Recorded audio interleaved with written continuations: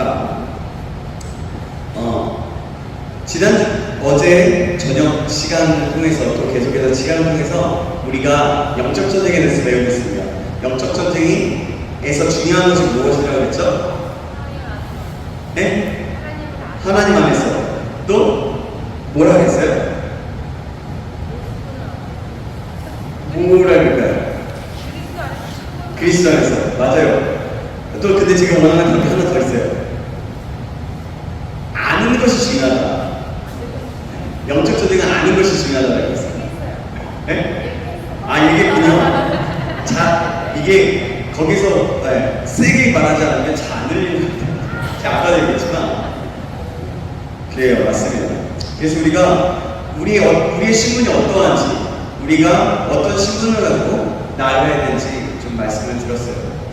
그래서 저경기도로 우리가 우리의 신분을 알고 주님을 좀 더 알아갈 수 있도록, 하나님을 더 알아갈 수 있도록, 내가 주님의 자녀된 것이 어떤 은혜인지 알 수 있도록 같이 함께 기도하고 나갔습니다. 우리 계속해서 이어서 말씀을 드릴 건데요. 우리가 그 신분이 어떤 것인지 알고 계속해서 달려갔으면 좋겠고요. 또 그뿐만이 아니라 우리가 계속해서 나갈 때 하나님의 신분을 가질 때, 신분을 가지기 전에 우리가 또 중요한 게 하나 있었는데, 뭐냐면 중요한 게 하나 있는데, 우리가 지금 그 신분을 찾기 위해서 나의 죄됨을 인정하는 것이고, 오늘 큐티의 말씀에 예레미야가 심판을 얘기했지만 선지자가 그 제사장, 그 전체를 관할하는, 성전을 관할하는, 이름이 갑자기 생각나요. 그 제사장이, 제사장이 예레미야를 보면 가둬주죠. 그리고 때리죠. 정말 우리가 그것을 보면서 저는 좀 더 깨어있어야겠다. 하나님께 더 제가 예레미야 같은 사람인지, 또 예레미야를 잡아서 죽이는 사람인지 돌아보면서 하나님께 나아가면서 또 회개도 하고 하나님께 나아갔던 것 같습니다. 또 우리 안에 하나님께 나아가는데 우리 연약함과 우리 모든 것들을 내려놓고 회개하는 것도 중요한 것 같습니다. 자, 그러면 신분에 합당한 사람이 어떤 것인지 우리가 좀 계속해서 알아보도록 하겠습니다. 신분에 합당한 사람은 에베소서 4장에 나와요. 4장부터 우리 같이 좀 읽고, 좀 길어요. 42절 정도가 되거든요. 우리가 좀 이번 수련회는 말씀을 같이 읽으면서 그 가운데 말씀을 좀 파악하고 말씀을 풀어나가고, 또 그 주제 하나하나를 풀어가면서 하나하나씩 우리가 좀 나아갔으면 좋겠다는 생각입니다. 자, 에베소서 4장 1절부터 32절까지 되거든요. 제가 계속해서 그걸 보여드릴 테니까 함께 나가면 좋을 것 같아요. 제가 먼저 읽고 여러분이 읽고 한 절씩 교독하겠습니다. 그러므로 주 안에서 갇힌 내가 너희를 권하노니 너희가 부르심을 받은 일에 합당하게 행하여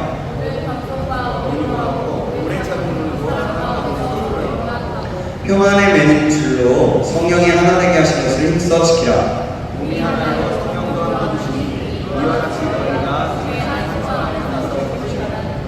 주도 한 분이시요 믿음도 하나요 세례도 하나요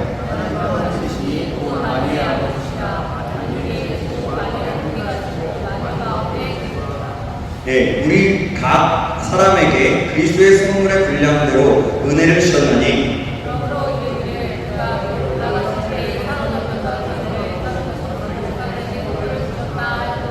올라가셨다 하셨은즉 땅 아래 낮은 곳으로 내리셨던 것이 아니면 무엇이냐? 내리셨던 그가 모든 하늘 위에 계시니 이는 만물을 충만하게 하려 하심이라. 그가 어떤 사람은 사도로, 어떤 사람은 선지자로, 어떤 사람은 복음 전하는 자로, 어떤 사람은 목사와 교사로 삼으셨으니 이는 성도를 구원하여 봉사하게 하며 그리스도의 몸을 세우려 하시니라. 우리가 다 하나님의 아들을 믿는 것과 아는 일에 하나가 되어 온전한 사람을 이루어 그리스도의 장성한 분량이 충만한 데까지 이르니니 우리가 이제부터 어린아이가 되지 아니하여 사람의 지혜와 발사한 욕에 빠져 인간의 이하지 않게 하려 합니다. 오직 사랑 안에서 참된 것을 하여 범사에 그에게까지 자랄지라. 그는 머리니 곧 그리스도라. 그래서 온몸이 강함을 통하여 모든 것을 그에게 donat되어 각 지체에 의하여 역사하여 그 몸을 자라며 사랑 안에서 그 그러므로 내가 이것을 말하며 주 안에서 증언하노니 이제부터 너희는 이방인이 그 마음에 헛망한 것으로 행한 것 같이 행하지 말라. 그들의 총명이 어두워지고 우리 마음에 있는 무지함과 그들의 마음이 굳어짐으로 말미암아 하나님의 생명에서 떠나 있도다. 그들이 감각 없는 자가 되어 자신을 강탕에 강임하여 모든 더러운 것을 욕심으로 행하되 오직 너희는 그리스도를 격하시게 되지 알아야 한다. 진리가 예수 안에 있는 것 같이 너희가 참으로 그에게서 듣고 또한 그 안에서 가르침을 받았을진데 너희는 우리를 따라 서로서가 기술을 따르는 옛사람으로서 버리고 오직 너희의 심령이 새롭게 되어 하나님을 따라 우리와 주님의 거룩함으로 진리를 받은 새 사람이로다. 그런즉 거짓을 버리고 각각 그 이웃과 더불어 참된 것을 말하라. 이는 우리가 서로 지체가 됩니다. 눈을 내어도 죄를 잊지 말며 행하시도록 눈을 끊지 말고 마귀에게 틈을 주지 마라. 그 붙이라는 자는 다시 그 붙이라고 다른 자에게 구제할 수 있도록 자기 손으로 수고하여 선하는 자라. 물은 더러운 말은 너희 입 밖에도 내지 말고 오직 법을 세우는데 소용되는 대로 선한 말을 하여 듣는 자들에게 은혜를 끼치게 하라. 하나님의 성령을 무시하지 말라. 그 안에서 너희가 구원할 날까지 지심을 받았느니라. 너희는 모든 악독과 노함과 분냄과 떠드는 것과 비방하는 것을 모든 악의와 함께 버리고 서로 친절하게 하며 불쌍히 여기며 서로 용납하고 불쌍히 하나님이 그리스도 안에서 너희를 용서하신 바 같이 하라. 아멘. 내용이 이거예요. 에베소서 4장부터는요 어떤 얘기냐면 우리가 이러한 그리스도 안에서, 그러니까 우리가 그리스도 안에 있는 우리의 지위 그리고 신분, 그러니까 우리의 모습, 직분이라고 말하면 될 수 있겠죠. 우리의 어쨌든 우리의 자리에 합당한 삶을 살아야 한다고 이야기하는 거예요. 어떻게요? 어떻게 해야 될까요? 부르심에 합당한, 부르심에 합당. 그 부르심에 합당하게 하면 빛 가운데 하고 성령 가운데 행하는 거예요. 우리의 신분, 우리의 모습, 우리의 직분이 하나님께서 행하신 일로 말미암아 하나님과 함께 하나님의 오른쪽에 앉아있게 됩니다. 하나님과 함께 앉아있게 됩니다. 예수 그리스도 안에서 그분의 그 신분의 직분에 맞는 책임감을 가지고 살아야 한다는 거예요. 그 자리에 맞게 하나님과 함께 앉은 자리에 맞게 그 맞는 그 신분에 맞게 책임감을 가지고 살아야 된다는 거죠. 그래서 분을 내어도 날이 지나지 않게 하고 오직 날마다 새롭게 신령을 받아시키라고 하고 진심을 받는 대로 날마다 새 사람을 이루라고 얘기합니다. 그럴 때 영적 전쟁에서 잘 계속해서 일관되게 맞설 수 있고 승리할 수 있는 빗기열이 된다는 것이죠. 그래서 우리는 때로는 계속해서 요동치잖아요. 계속 요동치고 바뀌어요. 바뀌고 어떻게 해야 될지 모르고 또 내가 지금 잘하고 있는지 잘 모르고 그게 아니라 그때마다 우리는 내가 어떤 직분, 어떤 사람인지를 알고 계속해서 동일하게 그 자리에서 하나님과 함께 내가 하나님과 함께하는 예수님의 권세를 가진 사람으로서의 삶을 살아야 된다는 책임감을 가져야 된다는 거죠. 책임감이 없으면 그렇게 살지 않죠. 근데 책임감이 있으면 어떻습니까? 책임감이 있기 때문에 어떻게든 그 일을 감당하려고 하고 그 일 속에서 내가 그 일을 어떻게든 해야 되죠. 바로 그런 거예요.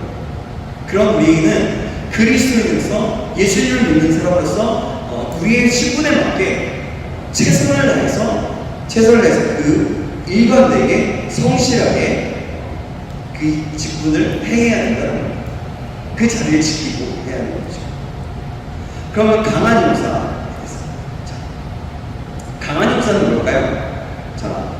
우리가 여기 이 주제를 맞춰서 할 때 하나님이 어떤 분이신지 누구신가부터 시작해서 우리가 하나님을 알아가는 과정이 어떤 건지에 대해서 보면서 나눴습니다. 그럼 하나님을 알아가는 데 있어서 이제는 강한 용사로서 우리는 어떻게 있어야 할 것인가 한번 보겠습니다.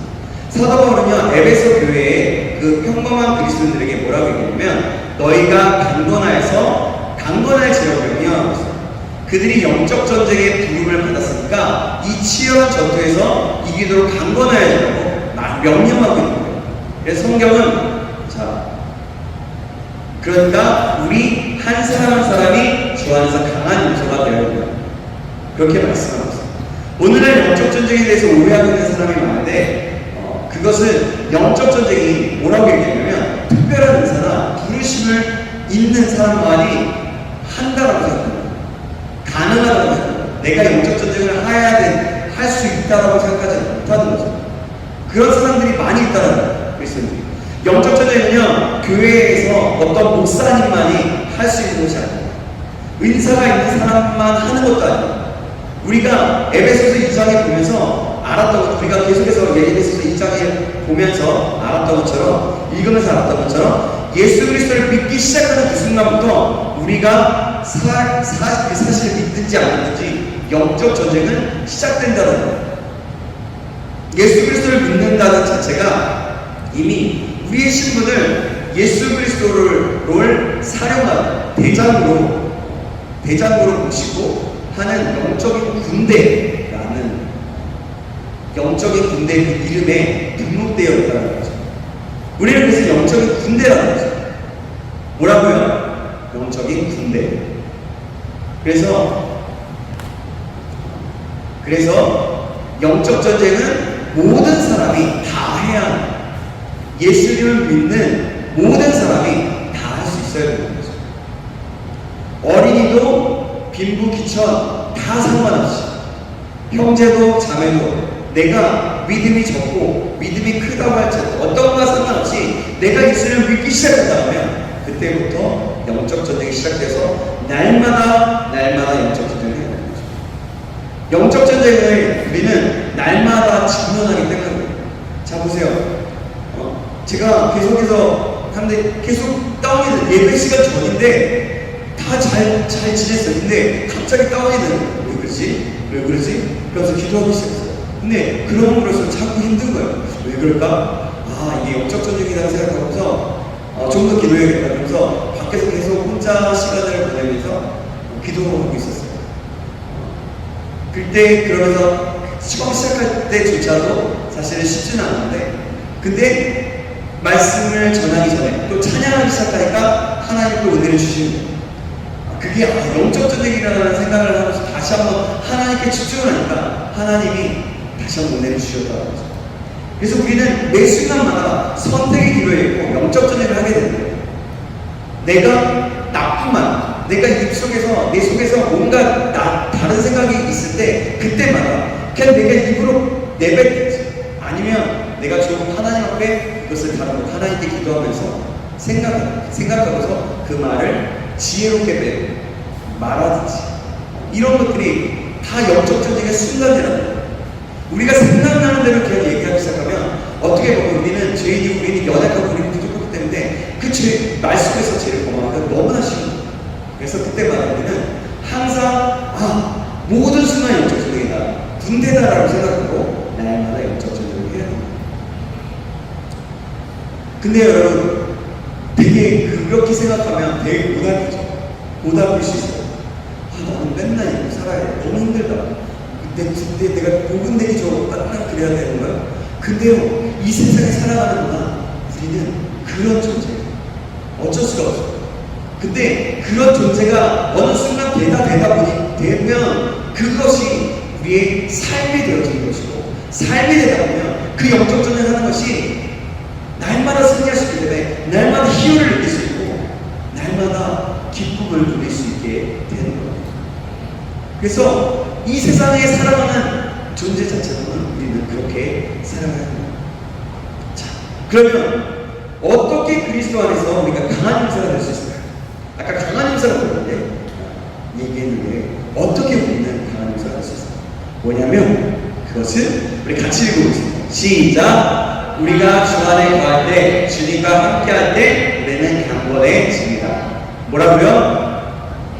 주님과 함께 할 때, 주님 안에 거할 때. 똑같은 말인데 좀 주님 안에 거할 때라는 단어가 좀 어렵게 느껴지는 사람이 있고, 주님과 함께 할 때가 어렵게 느껴지는 사람. 이 두 가지 단어가 같은 말이지만 느껴지는 게 다르라서 여러분, 물고기는 어디서 살아야 돼요? 그렇죠, 물속에서 살아야 돼요. 그래야 강건할 수 있어요. 건강할 수 있다는 거죠. 물속에 살지 않으면 물고기가 어느 순간 죽어요. 축축한 그 흙 속에서도 산 물고기가 있다고는 하지만, 근데 물이 없으면 결국 물고기는 죽게 됩니다. 모든 생물은 또 우리가 생각하는 모든 생물, 인간이나 동물들, 모든 생물, 식물이나 모든 것 다 할 것 없이 공기와 함께 생명이 보존돼요. 공기와 함께 있어야 생명이 보존된다는 거예요. 산소로 빼야 생명이 보존될 수 있는 거죠. 그렇게 살 수 있다는 거예요. 어린아이는 어떻게 해요? 엄마의 품속에 있어야 강건할 수 있어요. 그죠? 엄마의 품속만 있으면 다 되죠. 근데 지금 우리 4학년 이상이면, 제일 어린 친구가 4학년이면 어떻게 돼요? 그냥 나 혼자 있어도 된다라고 생각은 하겠죠. 근데 이제 유치 한 4살 때까지, 몇 살 모르겠어요. 아이들마다 다 다르지만 제 기억으로는 4살, 5살, 5살까지는 엄마 없으면 안 돼 생각했었어요. 그러다가 어느 순간 제 아들이 그러더라고요. 갑자기 무슨 일이 있어서 노여워하는 거예요. 갑자기. 그러더니 그 유튜브나 만화를 보면서 친구들이 엄마를 찾아 떠나거나 누구를 찾아 떠나는 그 여행을, 그것을 봐서 그런지 이런 거예요. 막 화를 내더니 얼굴이 시뻘겋게 나 떠날 거야! 그러더라고요. 근데 그렇지만 그 어린아이들, 진짜 어린아이, 애기들은요, 엄마만 있으면 다들 그렇게 살 수 있다는 거죠. 이곳에 있는 우리 모두도 주 안에 있어야 강건할 수 있다는 거예요. 주님이 나와 항상 함께 있다는 것을 의식하고 주님이 내 곁에 계신다는 것을 알 때에 우리는 건강할 수 있어요. 하나님의 사랑 가운데 계속해서 성실하게 끝까지 머무를 때, 끝까지 함께 할 때 우리가 강할 수 있다는 거죠. 예수님을 떠나서는 우리는 아무것도 할 수 없습니다. 요한복음 15장 15절에 이렇게 말해요. 나는 포도나무여 너희는 가지라. 그가 내 안에 내가 그 안에 거하면 사람이 열매를 많이 맺나니 나를 떠나서는 너희가 아무것도 할 수 없습니다. 예수님 말씀하세요. 나를 떠나면 너희는 아무것도 못해요. 이 말씀처럼 우리가 주 안에 있지 않으면, 우리가 주님과 함께하지 않으면 주님을 떠나서는 아무것도 할 수 없다는 거예요. 우리는 그런 존재예요. 주님을 떠나면 그때부터 우리는 집을 나가 탕자처럼 허랑방탕하게 살 수밖에 없어요. 주님을 떠난다는 의미는 어떤 의미냐면요, 성경을 말하는 주님을 떠난다는 의미는 뭐냐면 하나님을 섬겨야 돼요. 근데 하나님만 섬기는 게 아니라 다른 것도 섬겨요. 돈도 섬겨요. 돈이 우상이에요. 하나님도 우상이에요. 바로 그럴 때 하나님을 떠났다라고 합니다. 이스라엘 백성들이 출애굽하고 광야 생활을 할 때, 그 훈련을 받을 때 하나님이 너희가 나를 떠났다라고 했을 때 어떤 말이냐면 판금 송아지를 만들었잖아요. 모세가 10계명을 가져갔어요. 그때 왜 뭐라고 얘기했냐면 하나님은 우상을 만들지 말라고 얘기했어요. 근데 황금 송아지를 만들면서 형상화했어요. 그 송아지를 만들어서 그것을 가지고, 그 형상을 가지고 그들이 하나님이다, 우리의 하나님이다 라고 얘기했어요. 그 말은 뭐냐면 하나님이 싫어했던 그 우상 숭배, 하나님이라고 얘기했지만 그 어떤 형상이 있어야만 하나님이라고 생각하는 그 우상 숭배를 만들었다는 거죠. 그리고 그들은 어땠냐면 하나님도 섬기고 다른 세상의 것, 다른 그 유물과 힘, 파워 이런 것들을 섬기게 됩니다. 그래서 바알도 섬기고 아세라도 섬기고, 그러니까 다 신론이 되었다. 그랬을 때 하나님께서 너희가 나를 떠났다라고 하는 거죠. 하나님을 버린 것도 하나님을 떠난 거지만 하나님을 믿으면서도 다른 행동, 예를 들면 헛짓거리를 하면 그것도 하나님을 떠났다라고 얘기합니다. 제가 좀 너무 강하게 얘기긴 했지만 바로 그런 거예요. 그리고 주님 안에 강하시는 것은 뭐냐면 자, 우리 같이 한번 해보겠습니다. 시작! 주님의 힘과 능력 안에 우리는 강건해집니다. 주님의 힘과 능력 안에서 강건해지셨습니다. 주님이 주신 주님의 그 힘이 어떤 것인지 알고 그 능력, 주님과 함께 할 때의 그 능력 안에서 우리는 강건해지신다는 거죠. 세 번째로 무엇일까요? 세 번째 같이 읽어보겠습니다. 시작! 자신의 능력을 신뢰할 때 우리는 절대로 강해지십니다.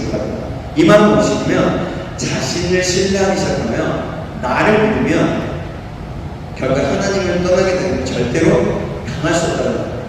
아무것도 할 수 없는 존재, 힘없는 존재가 되는 거죠. 우리가 마귀를 대적하여 승리하기 위해서는요, 주님이 갖고 계시는 힘과 능력이 필요해요.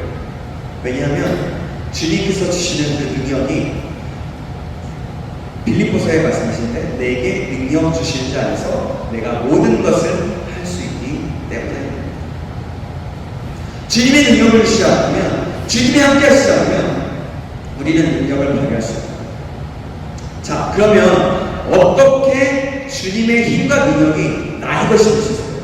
그러니까 주님의 힘과 능력으로 살아갈 수 있을까? 이런 첫째로는 아까는 강한 용사가 될 수 있을까인데 비슷한 뉘앙스지만 실제 다시 한번 얘기할게요. 다른 부분이요. 뭐냐면 하나님의 말씀을 묵상하는 거예요. 우리가 너무나 많이 들었어요. 하나님의 말씀을 묵상하는 거죠.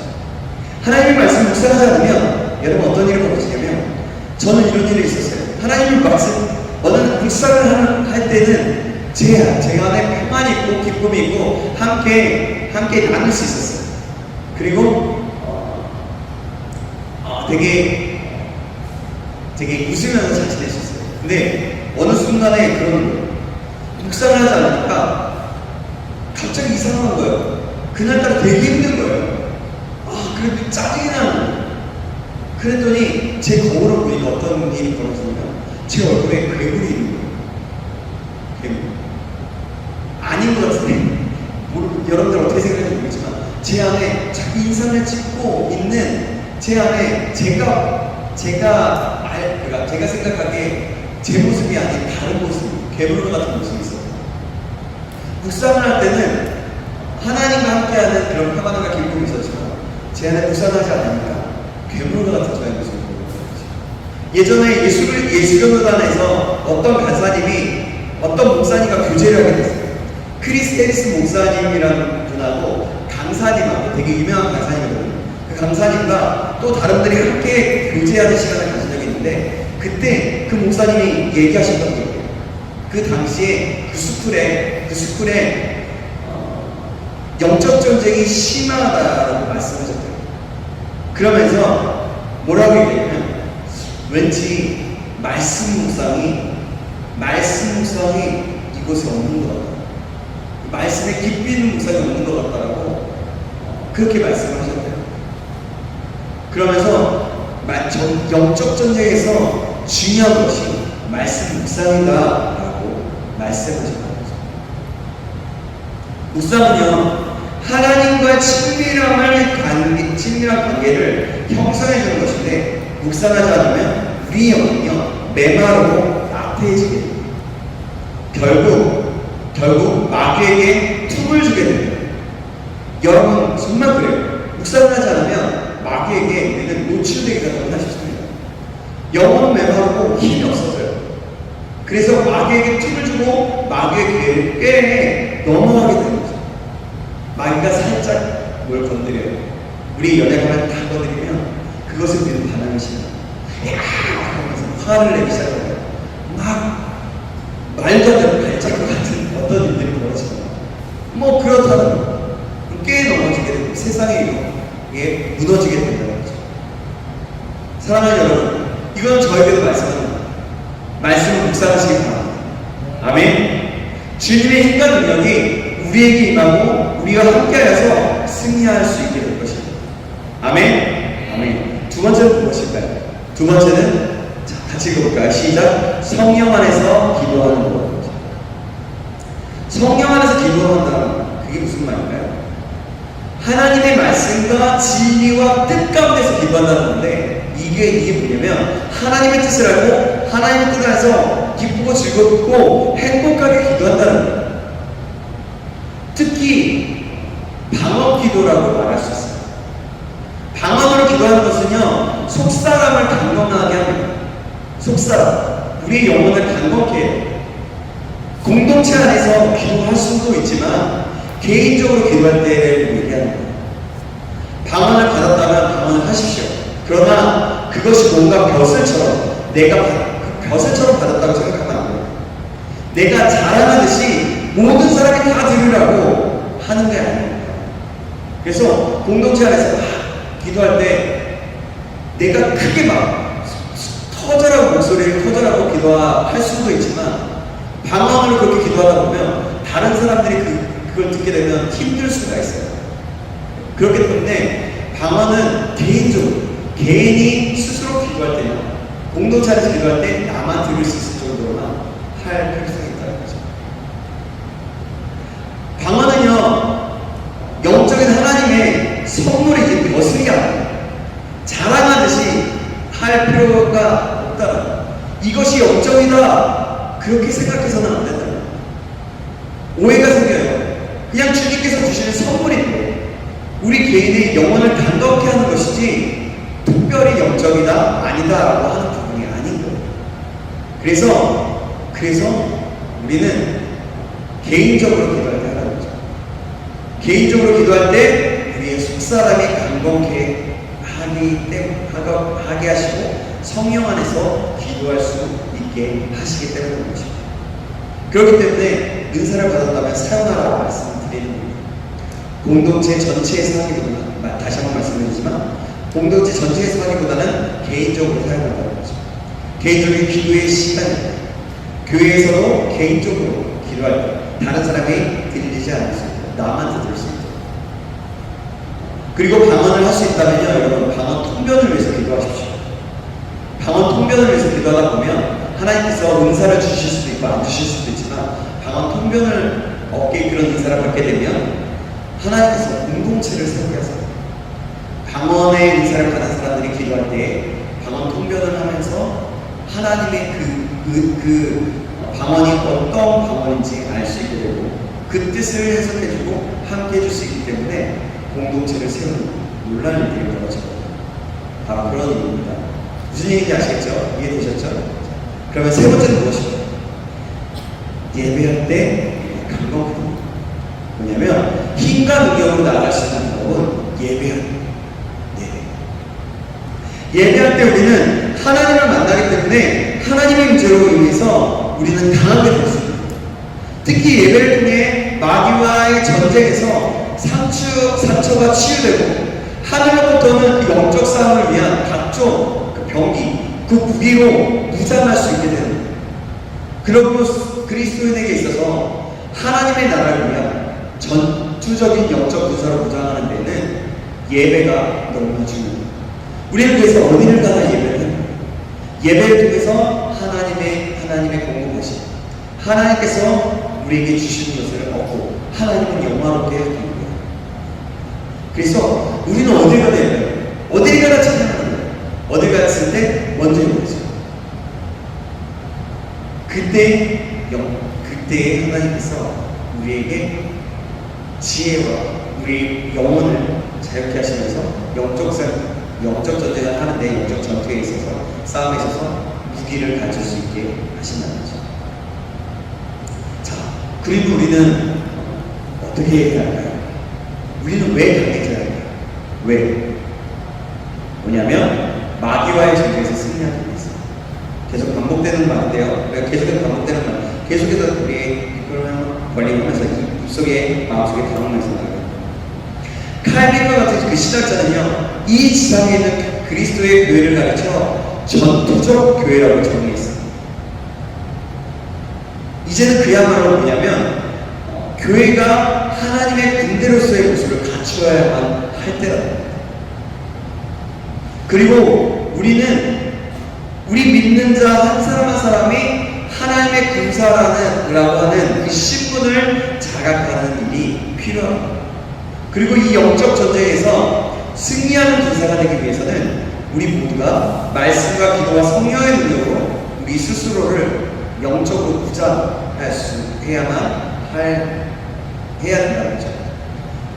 그리고 우리 교회의 모든 성도들이 이 땅에 거룩한 그 전쟁을 선포하며 그리스도의 이름으로 나아가는 하나님의 군사로서의 그 정체성을 회복해야 될 줄로 믿습니다. 우리가 오늘 이 말씀, 우리가 이렇게 영적 전쟁에 대해서 들었다면 다른 우리 그리스도인들, 다른 우리 지체들이나 다른 분들이 함께 다른 크리스찬들, 그리스도인들이 우리 교회에 있는 많은 분들이 영적 전쟁을 해야 된다는 그런 부분에 대해서 좀 같이 인식시켜 주시고 함께 할 수 있어야 되는 가장 여러분들이 아는 가장 쉽게 설명해 주기도 하고 또 권면해 주기도 하면 좋을 것 같습니다. 그래서 우리 교회가 모두가 영적인 군사로서 내 삶, 이 시대에 악한 마귀 권세들을 깨뜨리고 하나님의 영광만을 드러내는 교회가 되기를 소망하면서 기도하고 나아가고 주님의 이름을 축복합니다. 아멘. 영적 전쟁에서 중요한 것은 뭐라고 했어요? 아는 것이라고 했죠. 두 번째 알아야 될 것이 있어요. 어떤 걸 알아야 될까요? 먼저는 하나님을 안다고 했어요. 두 번째 뭘까요? 네? 그렇죠. 적을 알아, 사람, 마귀를 알아야 돼요. 싸움을 일어날 때 적을 아는 것이 굉장히 중요합니다. 먼저는 하나님을 아는 것이 가장 중요하고 사단을, 적을 아는 것도 중요합니다. 왜 그럴까요? 에베소서 6장 11절 말씀입니다. 자, 뭐냐면 같이 읽어볼게요. 시작. 마귀의 관계를 능히 대적하기 위하여 하나님의 전신갑주를 입으라. 뭐냐면 마귀의 관계를 능히 대적하기 위해서. 마귀의 관계. 그럼 관계는 무엇일까요? 이거를 예전에 괴계라고 했는데요. 괴계, 관계라는 것은 무엇일까요? 그거 뭐냐면 교묘한 계략, 교활한 꾀, 속임, 그런 걸로 번역될 수 있는데 원문에 충실하게 번역하면 뭐냐면 아주 쉬워요. 속이기 위해 간교한 실수라고 할 수 있어요. 원어의 뜻을 봅니다. 고린도서 2장 11절 말씀입니다. 같이 읽겠습니다. 시작. 이는 우리로 사탄에게 속지 않게 하려 합니다. 우리는 그 계책을 알지 못하는 바가 아니로다. 그렇습니다. 우리가 사람과 귀신들에게 속지 않게 하기 위해 그 정체를 정확히 알아야 될 필요성이 있다. 현대 전쟁은 정보 전쟁이라고 흔히들 말하잖아요. 그죠? 적에 관해 정확히 최신의 정보를 입수하는 것은 전쟁에서 전술을 확정하는데 결정적인 역할을 합니다. 얼마나 빨리 적에 대한 정확한 정보를 파악하는가에 그 전쟁의 승패가 달려있다는 거죠. 적의 전력은 얼마나 되는지, 또 그들이 가진 무기는 얼마나 되는지, 지도자나 중심에는 누가 있는지, 공격 경로와 그 보급로는 어디가 있는지, 그리고 적의 전략은 무엇인지 등을 알고 있으면 대응 조치를 취하는데 굉장히 큰 도움을 됩니다. 군대에 갔다 와서 알잖아요. 그렇잖아요. 적의 전략이 뭐고, 우크라이나와 러시아의 전쟁을 보더라고요. 우크라이나가 여지껏 이렇게 버틸 수 있는 거는 그건 다 그 정보들도 알 수 있고 전략이 있기 때문에 그거와 비슷하다고 보면 될 것 같습니다. 그렇습니다. 걸프전쟁에서 예전에 걸프전쟁 기억 아는 사람? 걸프전쟁 모르세요? 걸프전쟁 이라크하고 쿠웨이트하고 중동지방 기억하시죠? 네. 우리 세대 같은 세대인데 아시죠? 아니 아시나요? 여기는 학교에서 배워서 알잖아요. 그죠? 배워서 알죠? 네, 맞아요. 그 당시에 미국이 제일 먼저 한 것은 뭐냐면 인공위성을 통해서 이라크 군사력에 대해서 파악하는 것이었어요. 그 후에 미사일 전투기를 통해서 주요 군사시설을 정확하게 폭격을 가했고 그럼으로써 승리를 얻을 수 있었어요. 자, 여러분 임진왜란 할 때 우리나라가 왜 일본에게 패했는지 아세요? 네, 준비도 안 했을 때 그것은요 적에 대해서 정확하게 파악하지 못했기 때문에 일본 외놈이라고만 하고 자기네들이 뭘 군사가 어떻게 준비해야 될지 몰랐어요. 사실은 군인들이 제대로 배치되어 있거나 훈련되어 있거나 그러지도 못했죠. 통신사들이 일본에 가긴 했지만 적에 대해서 정확하게 파악도 하지 못하고 있었기 때문에 더더욱 패배를 자초하게 된 것이 그들을 완전히 무시했다. 일본을 무시했다는 거죠. 적에 대해서 과소평가했다. 이와 같이 영적 전쟁하는 자는 사단을 너무 과소평가해서 무시하고 사단에서 무지해서는 안 됩니다. 그러면 어떻게 되는 거냐면 사단은 적에 대해서 그 무시와 무지는 전쟁에서 패배를 의미하는 것입니다. 자, 이제 우리의 대적의 대상 봅시다. 우리의 대적. 에베소서 6장 11절 12절 말씀은 이거 꺼도 될 것 같아요. 에어컨 꺼도 되고요. 선풍기만 틀어도 될 것 같거든요. 네. 좋아요. 너무 좋네. 선풍기만 틀어주세요. 좋아요. 에베소서 6장 11절 말씀 같이 한번 읽어보겠습니다. 시작. 마귀의 관계를 능히 대적하기 위하여 하나님의 전신갑주를 입어라. 12절도 있네요. 12절 같이 또 읽겠습니다. 시작. 우리의 씨름은 혈과 육을 상대하는 것이 아니요 통치자들과 권세자들과 이 어둠의 세상 주관자들과 하늘에 있는 악의 영들을 상대합니다. 아멘. 악의 영. 11절에 보니까 우리에게 영적 전쟁의 대상이 마귀임을 말하죠. 마귀라는 단어는 헬라어인데 비난하는 자, 고발하는 자를 얘기해요. 사단이라는 단어는요 히브리어인데 뭐냐면 대적자라는 뜻을 가지고 있어요. 이 두 단어는요 같은 한 존재를 말하는 거예요.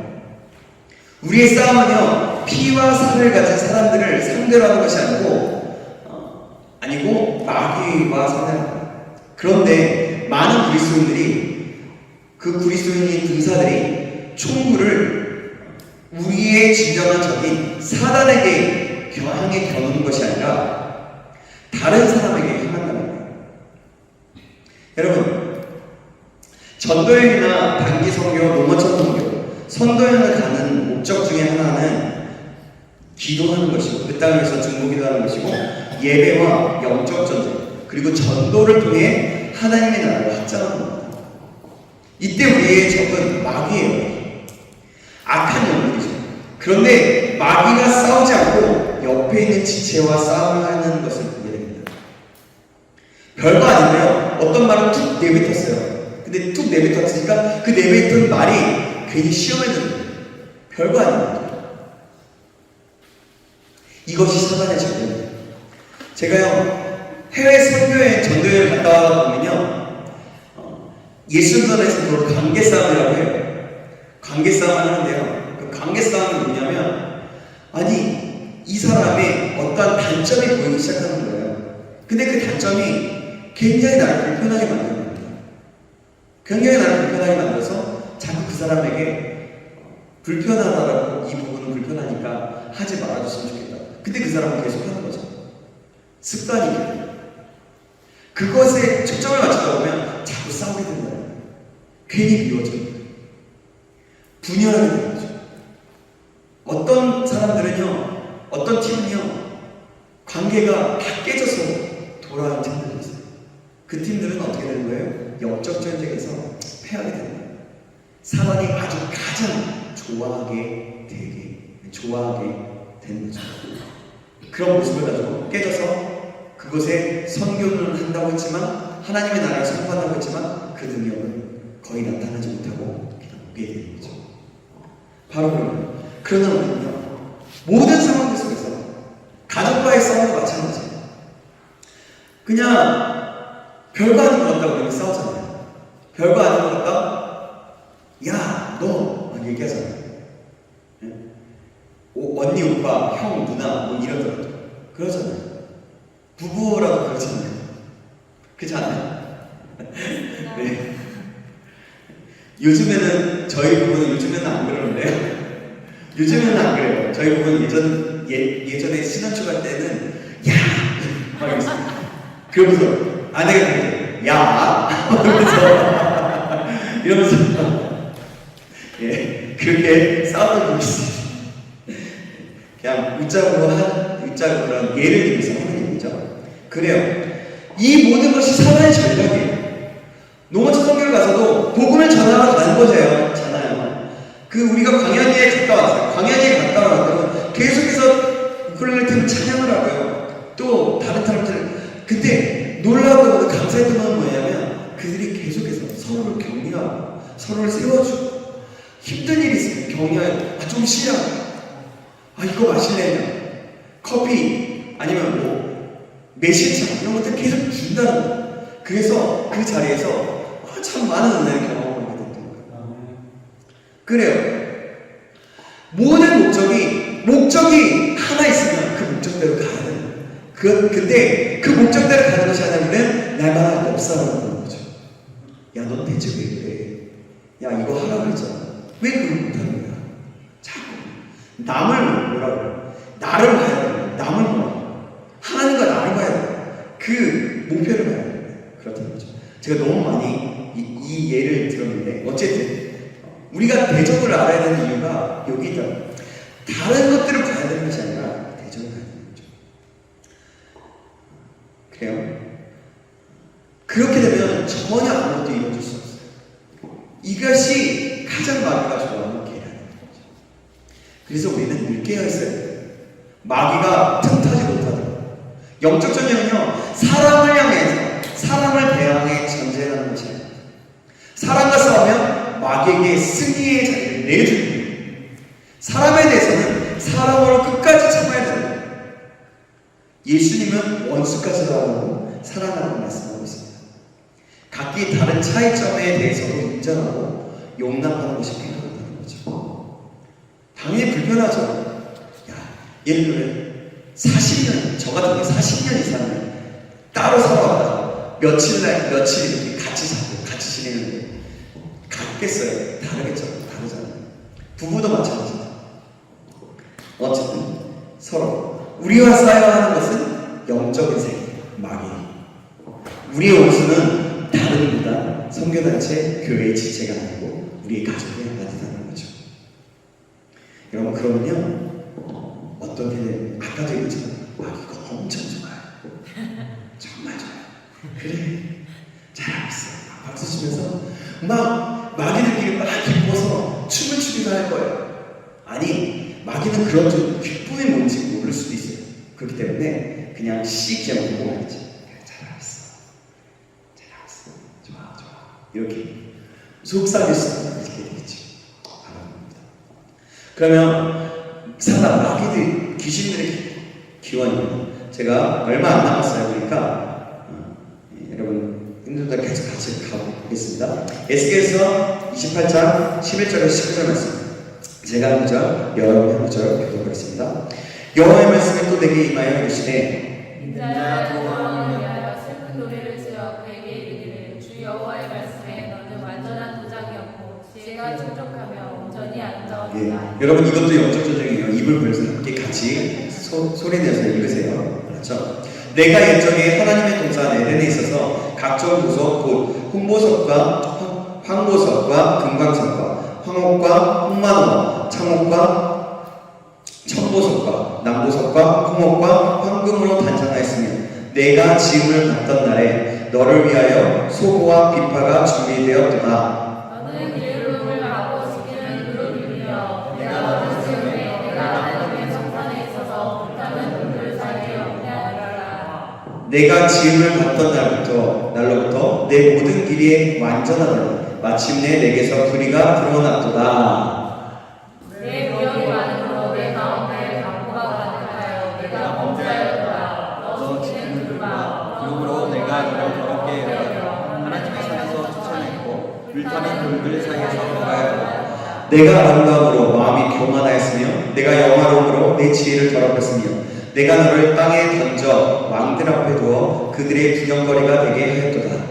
내가 죄악이 많고 무역이 불의하므로 내 내 모든 성소를 바라봤으며 내가 내 가운데서 너를 내고 너를 살게 하고 너를 보고 있는 모든 자 앞에서 너를 땅 위에 제가 되게 하였더라. 같이 읽겠습니다. 만민 중에 너를 아는 자가 너로 말미암아 내가 공포의 대상이 되고 내가 영원히 잊지 못하리로다 하였다. 아멘.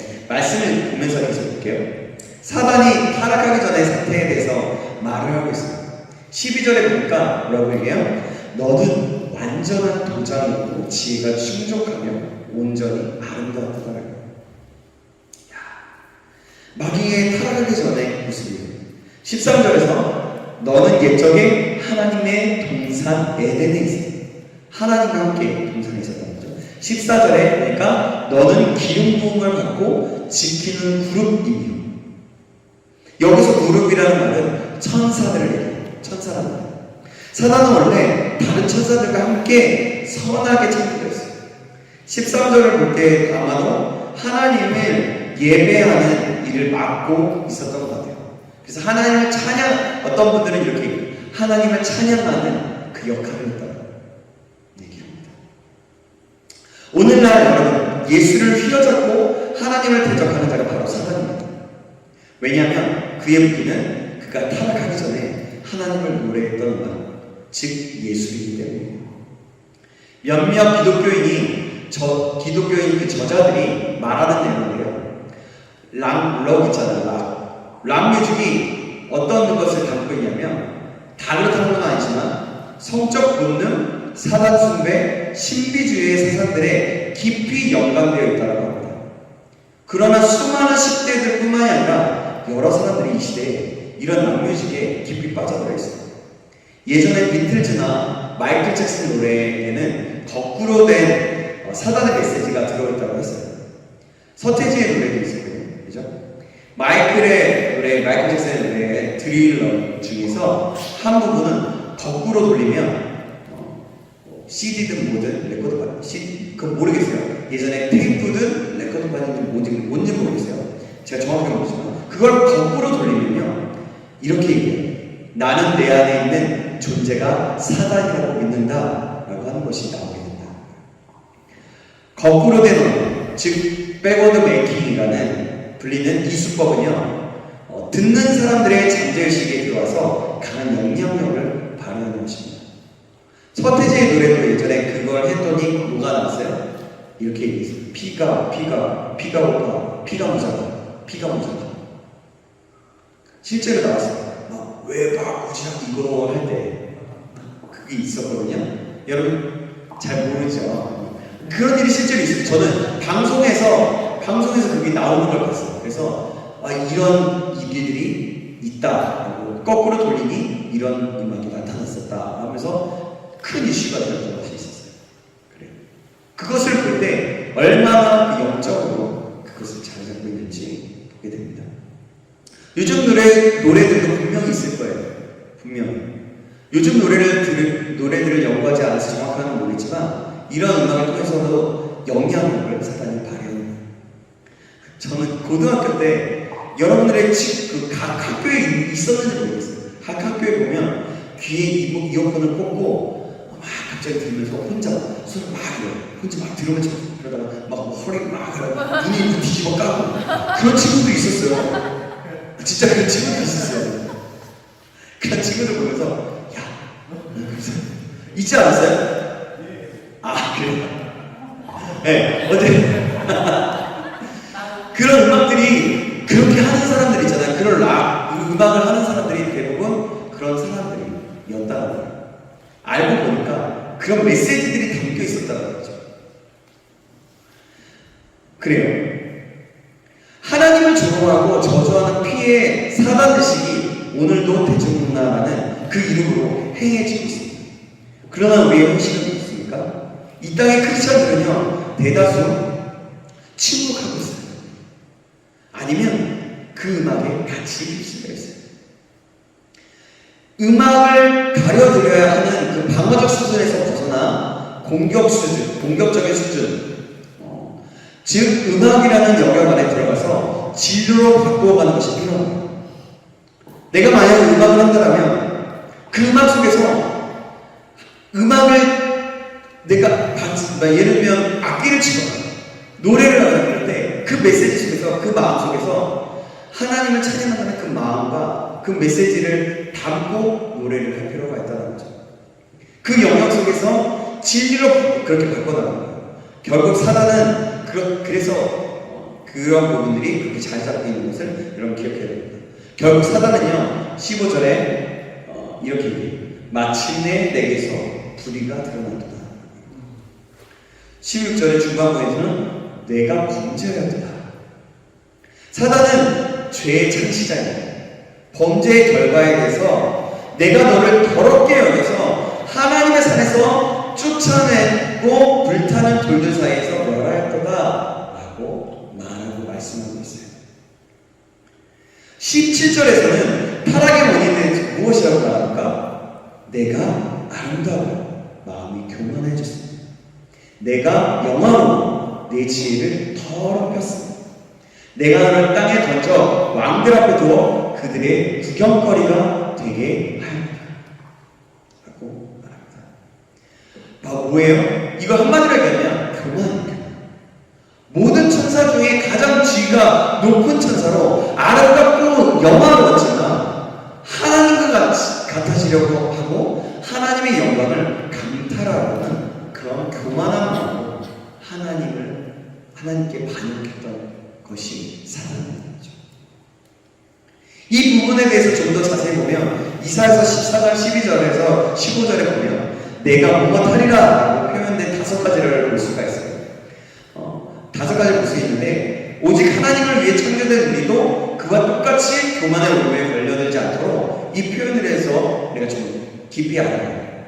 너는 아침의 아들 되면서 어찌 의 하늘에서 떨어졌으며 내가 하늘에 올라 하나님의 별 위에 내 자리를 높이리라. 내가 북극 지폐의 산 위에 앉으리라. 가장 높은 구름에 올라가 지극히 높은 이와 같아지리라 하는도다 라고 말하고 있습니다.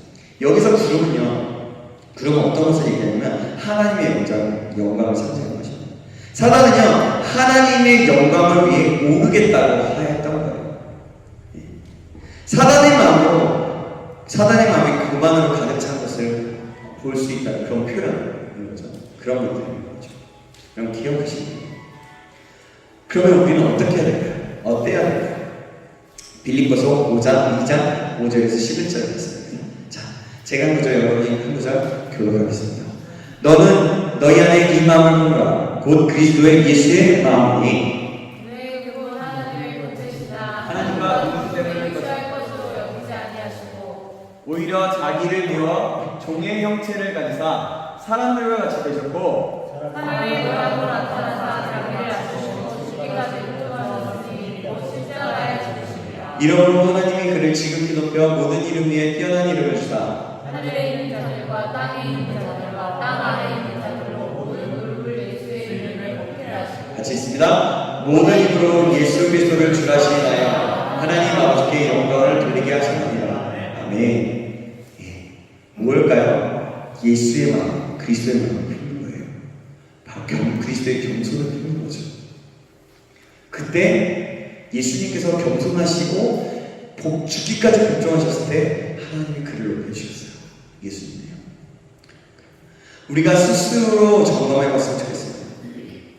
여러분들이 사용하고 있는 말들이 내가 무엇 하려고 가득 차 있습니까? 혹시? 야, 내가 이런 거 다 해봤어. 내가 이런 거 해. 내가 이런 거 해놨어. 내가 이런 거 다 했어.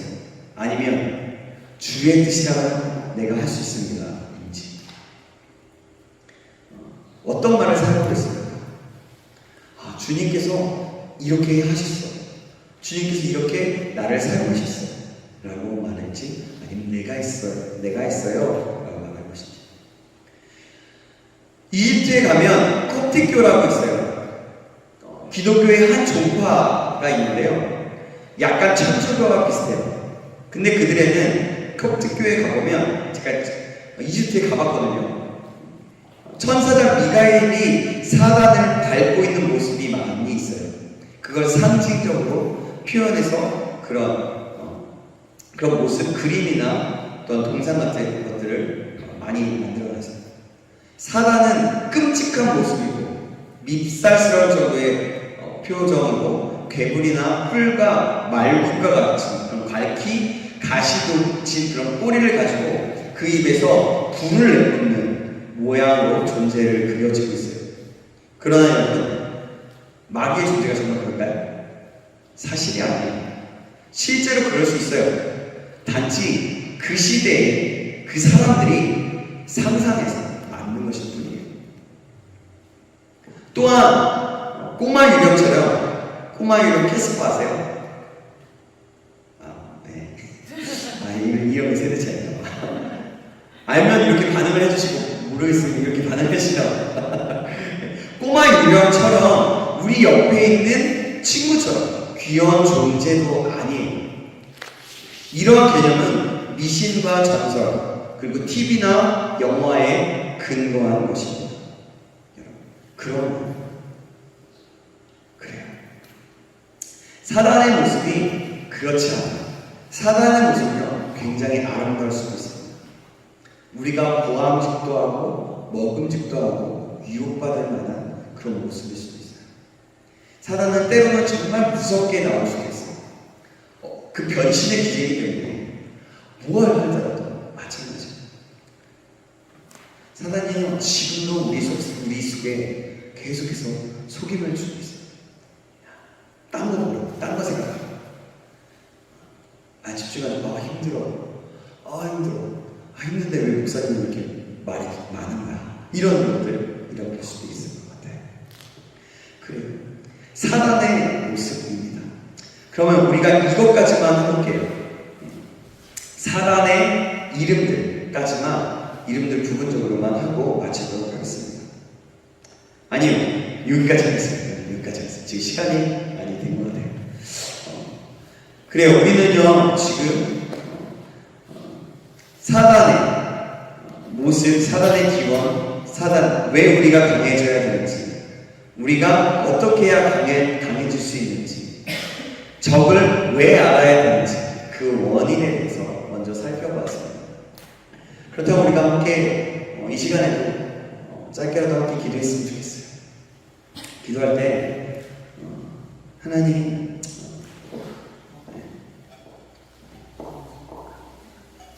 아니에요. 이렇게 앉아계세요. 저기 해주세요.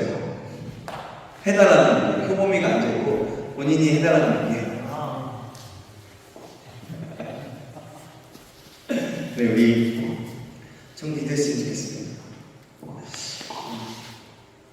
사단은요 여러 가지를 통해서 우리에게 역사합니다. 우리가 알아야 될 것이 무엇이라고 했어요? 왜 알아야 된다? 사단을 알아야 된다고 했어요? 사단이라는 존재가 우리를 어떻게 유혹하기 때문이에요. 그 앞으로 더 나아가서는 네, 됐습니다. 네. 우리가 어떠해야 되는지 우리가 좀 겸손해야 된다고 했습니다. 자, 우리가 하나님 안에 있고 겸손할 필요가 있어요. 그럼 우리가 함께 기도했습니다. 하나님, 내가 더 깨어있을 수 있도록 강한 사람이 될 수 있도록 주님 안에 말씀을 묵상하고 성령 안에 기도하며 하나님 앞에 그렇게 반응하며 나갈 수 있도록 믿음으로 날마다 주님의 능력 안에서 그 모든 일들을 행할 수 있는 그런 내가 될 수 있도록 인도해달라고. 그래서 날마다 예배하는 것을 잊지 않고 살아갈 수 있도록, 그래서 영적 전쟁에서 승리할 수 있도록 인도해달라고. 우리가 좀 그렇게 함께 기도했으면 좋겠습니다. 우리 같이 좀 마음을 다해서 이거예요. 우리가 강한 사람 뭐예요? 하나님의 말씀 묵상하는 자, 주님 안에 강하고 하나님의 말씀 묵상하고 하나님의 능력 안에서 성령 안에서 기도하고 하나님을 바라보며 날마다 예배하는 삶이 예배하고 예배가 삶이 돼. 그래서 예배처럼 살아갈 수 있는 그런 삶이에요. 우리가 그렇게 살아갈 수 있도록 인도해달라고 우리 같이 함께 기도하시겠습니다. 살아계신 하나님 아버지 감사합니다. 하나님, 오늘도 저희들 말씀을 듣게 생각하시고 인도하시면 감사합니다. 하나님, 이 시간에 우리가 아버지 하나님 어떻게 강한 요소가 될 수 있는지, 신분에 합당한 삶을 살 수 있는지 말씀을 받았어요. 하나님, 어떻게 강한 요소가 될 수 있을지 알게 되었습니다. 하나님, 우리가 주 안에 가운데 주님과 함께할 때 강건해질 수 있다고 하나님 주님의 힘과 능력으로 아버지의 주님의 능력을 신뢰할 때 믿음으로 나아갈 때 가능하다고 말씀드렸습니다. 하나님 우리가 이것을 기억하고 날마다 말씀을 묵상하게 하시고 성령 안에서 기도할 수 있도록 도와주시고 하나님 예배하는 삶 아버지 하나님 예배하며 살아가는 삶 삶으로 예배하는 삶 살아갈 수 있도록 주님 잡아주고 역사하게 하시옵소서. 아버지 하나님 그래서 주님의 뜻과 주님의 은혜 가운데 나아갈 수 있는 그런 믿음의 삶을 될 수 있도록 인도하시는 소망합니다. 우리가 강한 힘사 될 수 있도록 도와주셔서 주님 잡아주시는 우리 소망합니다. 주여 역사해 주시옵소서. 우리가 이 시간에 다시 한번 한 가지만 더 기도하겠습니다. 기도할 때 하나님 이제는 내가 적을 알고 적이 원하는 것이 무엇인지 알고 이제는 하나님께 딱 붙어있고 하나님 안에 거하여서 하나님 그래서 정말 마귀의 계획 날마다 깨어있어서 마귀의 계획이 무너지지 않을 수 있도록 도와달라고 그래서 하나님의 뜻을 날마다 이루며 승리할 수 있도록 주님 인도해달라고 이 매 순간에도 그럴 수 있도록 도와달라고 우리 다같이 주여 한번 다시 한번 기도하시겠습니다. 주여 살아계신 하나님 그렇습니다. 이 시간에 다시 한번 기도합니다. 이제는 우리가 적을 알고 아버지 적을 향해서 나아갈 수 있도록 도와주셔서 마귀의 유혹에서 아버지 넘어지지 않게 해주셔서 이제는 아버지 깨어서 있을 수 있도록 도와주셔서 그래서 내가 있을 자리에 있을 수 있도록 도와주시고 내가 선택해야 될 것들을 선택하게 하시고 주님만을 바라보며 나아갈 수 있도록 주님 안에 있을 수 있도록 도와주길 간절히 소망합니다. 수련회에 왔을 때 하나님 내가 어떻게 하기로 결단해야 할지 우리가 할 수 있도록 도와주시고 먼저 움직일 수 있도록 도와주시며